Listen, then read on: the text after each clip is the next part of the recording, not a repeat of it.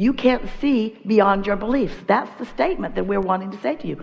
You cannot see or receive beyond your beliefs. So if you have a belief that you cannot do something because you have not yet done it, or you cannot do it because someone told you it's not likely that you can do it, if you've practiced a belief that is one way, even though source energy is sending you endless streams of consciousness and energy and opportunities to discover. So what do you do about that? How do you get your beliefs out of the way? Well, first we want to say to you, you don't need to worry about getting them out of the way, because your inner being, the source within you, will always find a path to lead them to you. Just now, Esther is ready to go out the door. She'd taken her jewelry off. She'd left it scattered all over the table where the television is. She was all loaded up. She had everything in her purse: water, cough drops in case she coughs, something to wipe her nose. In other words, she was prepared to come. And she had her hand on the door, and then she thought, I wonder how my hair looks. So she walked back in, and on her way to the mirror saw that she'd left her jewelry there. Well, now, don't you think that's nice? You see what we're getting at? You are always guided to the path of least resistance. Your inner being is always taking you over here, and then over here, and over here, and over here, and over here. Because you're easy to lead over there. It's easy to get Esther to look in the mirror to see if her hair looks all right. That's one of the easiest things we ever accomplish with Esther. And so what we're wanting to say to you is there is always a path of least resistance. There's always a way to get you in the vicinity of something that you want to know, but you stubbornly are not allowing yourself to know. We just want to say to you, we think you're going about it the longer, harder way. We think that you could lighten up. We think that you could begin bridging some of those beliefs. We think you could begin to do some focus wheels where you begin to make notice of your positive aspects, where you begin to look at things that are working, where you begin to change your negative expectation. When you make a list of positive aspects, things that are working out for me in this way and this way and this way and this way, it softens negative expectations about the things that you believe have not yet worked out for you. You see what we're getting at? You are vibrational beings, and you live in a vibrational universe. And even more important than understanding that, you are an extension of source energy who knows you and loves you and knows where you stand in every moment in time in relationship to what you want, and is guiding you in the way that you can most translate it into something meaningful for you all day, every day. So you come to a gathering like this, and we like that so much because we get to chew with you about the nitty-gritty of your life experience.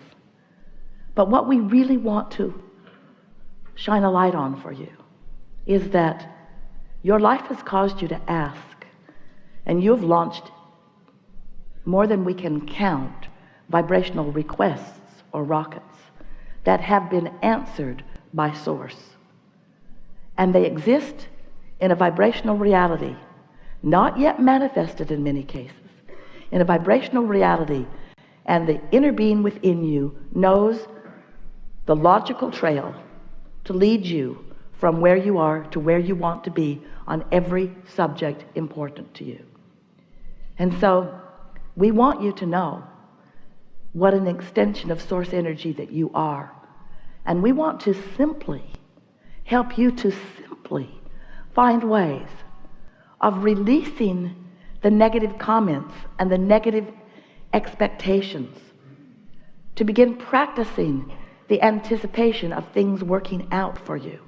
In other words, what we really want, because we know it is the swiftest path to everything that is important to you, what we really want is to help you find a way to feel your own blessedness, your own worthiness.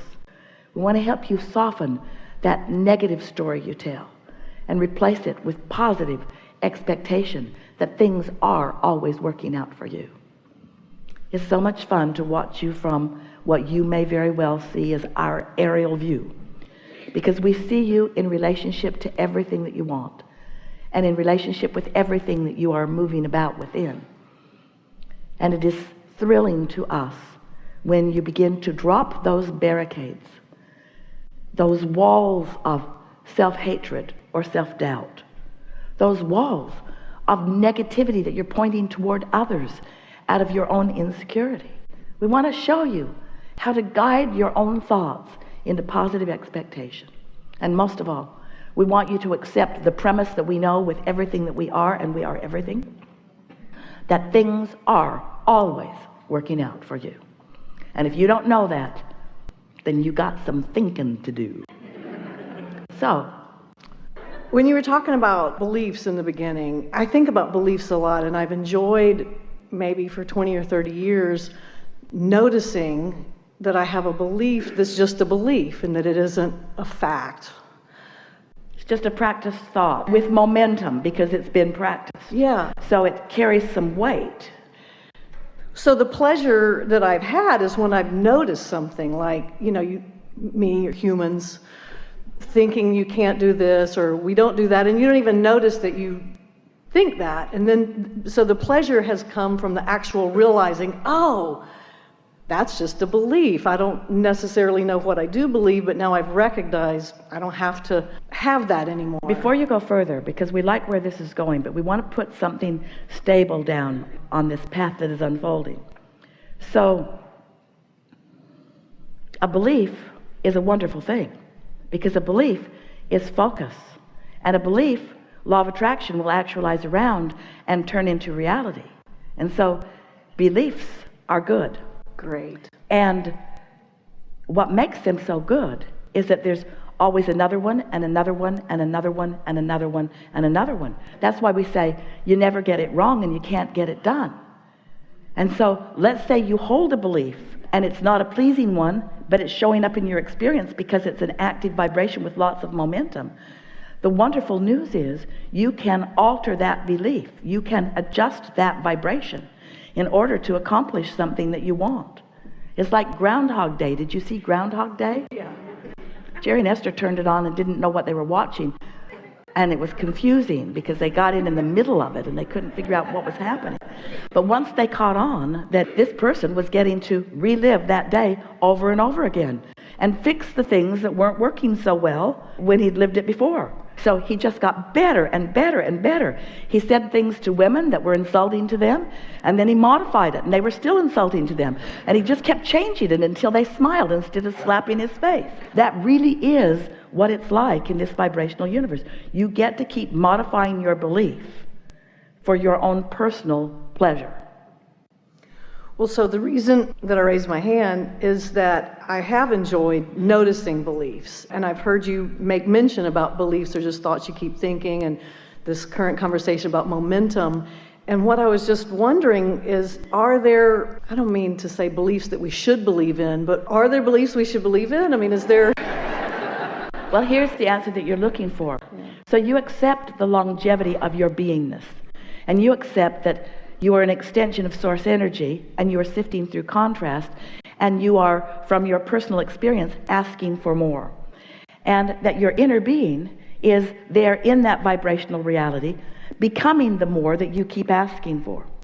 And when you reemerge into non-physical, you reemerge into all that you've become.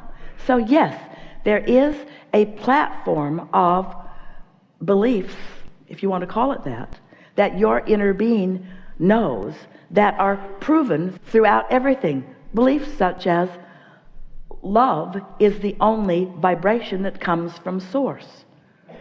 And everything that you live as you reemerge into non-physical shores up that belief. So your inner being knows that there is only love. And when you find hatred, you feel the discord. And so you can find the belief that your inner being believes, that source believes, through learning what your guidance system is telling you. By learning that when you're having a really strong negative thought about someone and you're pushing really hard and you're trying to dig up as much as you can to push against them, and it feels so awful to you while you're doing it, you got to know your inner being just isn't doing that. Now, your inner being may not be all sunshine and roses on the same topic. In other words, your inner being isn't trying to influence you to something different, but your inner being is not going where you're going relative to that. Your inner being steps back always into that more general place of love. So my inner being may not be having a positive thought about that particular thing. My inner being is just more backed out to where it doesn't look so positive or negative. Esther said to us on many occasions, especially in the early days and yesterday, apparently you need more information about this person. How can you possibly stand in your joyful, loving place knowing what I know about this? So the answer is, we are not staying in our joyful, loving place, focused as she is focused. We're not focused as she is focused. We've backed out. It's easier to love humanity than it is that rascal. Yeah. We have the ability to find things that we love about everyone. And it's not us challenging what your thoughts are. It's that we always just stand in that place of giving everyone the benefit of the doubt. And when you do that, you're in a much more aligned place. Much more aligned, therefore powerful, therefore clarity, therefore strength, therefore. So what your inner being is actually saying is, if that experience that we've been describing together were verbalized, if we were standing in your physical shoes, we would not see that as a big enough reason to pinch ourselves off from all of this. Okay, I agree. So you could just believe in the law of attraction and believe in love. And you see, now think about what we were just saying earlier, to pay the very intensive price of happiness. What if you just always backed off from anything that didn't feel good and tried to find a thought that did feel good, so that you just stayed consistently in alignment with who you are? Think about what your point of attraction would then be, and think about how the rascals would not be rendezvousing with you.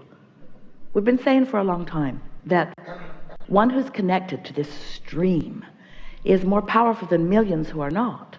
But most people, when faced with a situation, don't get in alignment there. They join the lower vibration to see who can win under those conditions. And so they give up all their leverage and their clarity and their power. So we think this is a good time to talk about thoughts turning to things. So first, it's a vibration. That's what's in your vortex. And then law of attraction is responding to that vortex. And these vibrations are becoming more and more and more and more until they actually become thoughts that you could receive. So all of a sudden you get an idea of something you want. Do you recognize that statement and how it feels to you when that happens? That feeling of, oh yeah, that sounds like a good idea. I'd like to do that. It doesn't matter if it means take a walk or take a bath or go to the beach or write a letter or watch a television program. It doesn't matter what the idea was that came. But when that idea comes, you have translated vibration into a thought. You were in the receptive mode when that thought came. The question that we want to put to you, and it's really what you're talking about beliefs, what vibrational point of view were you holding when that thought came? When that thought occurred to you, were you in this high flying, tuned in, tapped in, turned on, in love with life, tuned into your inner being, source, energy, love, clarity, well-being, freedom? Were you in that vibration? Or were you in a vibration of worry or vulnerability? You're always in the receptive mode of something. We just want you to begin asking yourself, what am I in the receptive mode of? Why are vibrations turning to thoughts? And why are those thoughts turning to things? And every time it's because of the consistency. Every time it's because of what you're wanting to talk about. It's the belief. Because all a belief is a thought that you keep thinking. All a belief is a belief that has enough momentum to turn from a vibration to a thought, and it has enough momentum to turn from a thought to a thing, to an experience along the way. So that's why, over time, we've been wanting to help you not try too hard to wrestle anything to the ground and kill it. We just want you to take a step back, take a breath, see if you can get more into the receptive mode of who you really are, because your inner being is full of great ideas about how to get you from where you are to where your inner being really knows you want to be.